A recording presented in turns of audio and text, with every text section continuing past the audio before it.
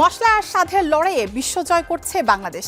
যুক্তরাজ্যের রাজকীয় রান্নাঘর থেকে শুরু করে যুক্তরাষ্ট্রের আধুনিক স্টুডিও, সবখানেই এখন রাজত্ব করছে দুই বাঙালি নারী। মাস্টারশেফ ইউকেতে সাবিনা খানের পেঁয়াজু যখন ব্রিটিশ বিচারকদের মাত করছে, তখন আমেরিকার গ্লোবাল কাটলেটে ইতিহাস গড়ছে শম্পা কবির। জানবো এই দুই রন্ধনশিল্পীর সফলতার খবর। Really happy with how they turned out. They're nice and golden. লন্ডনের ব্যস্ত জীবনে তিনি একজন পরিবেশ পরামর্শক, কিন্তু রান্নাঘরে গেলেই হয়ে ওঠেন এক রন্ধনবিদ। তিনি সাবিনা খান।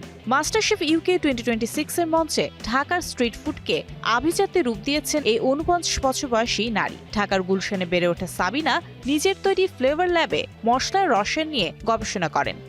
অনেকেই মনে করেন রান্না মানে শুধু রেসিপি মেনে চলা, কিন্তু আমার কাছে এটা একটা গবেষণাগার। আমি চাইছিলাম ঢাকার সেই চেনা পেঁয়াজু আর মুড়ি ছোলা যখন আন্তর্জাতিক বিচারকদের সামনে যাবে, তারা যেন বাংলাদেশের মাটির গন্ধটা পায়। তার হাতের পেঁয়াজু খেয়ে বিচারক গ্রেস্ট্যান্ট এতটাই মুগ্ধ যে এর নাম দিয়েছেন বুলেটস অব জয় বা আনন্দের বুলেট। কোনো ফিউশন নয়, বরং খাঁটি বাঙালি ঐতিহ্যকে সম্বল করে সাবিনা এখন পৌঁছে গেছেন প্রতিযোগিতার নকআউট পর্বে।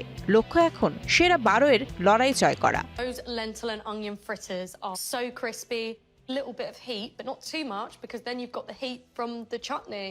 অন্যদিকে যুক্তরাষ্ট্রের ব্রুকলিন থেকে বাংলাদেশের নাম উজ্জ্বল করছেন শম্পা কবির। মাস্টারশেফ গ্লোবাল গান্টলেটে প্রথম বাংলাদেশি আমেরিকান নারী হিসেবে তিনি অর্জন করেছেন কাঙ্ক্ষিত অ্যাপ্রন। সুগন্ধি চাল আর হ্যালিব্যাট মাছের ভুনা দিয়ে তিনি জয় করেছেন টিম এশিয়া প্যাসিফিকের বিচারকদের মন। This stuff is spicy. I'm wait for that later. Scaredy cat. Sabina স্বপ্ন দেখছেন নিজের রান্নার বই আর সাপার ক্লাব নিয়ে, আর শম্পা করছেন প্রবাসী নতুন ইতিহাস। ভৌগোলিক দূরত্ব থাকলেও এই দুই নারীর হাতের ছোঁয়ায় বিশ্ব দরবারে এখন অনন্য উচ্চতায় উঠছে বাংলাদেশের পতাকা। I just didn't get this apron for me today. I got it for all the Bangladeshi women, like our moms, our aunts, our sisters, everyone that always doubted themselves. Mario Sen, Star Entertainment. Cuisine.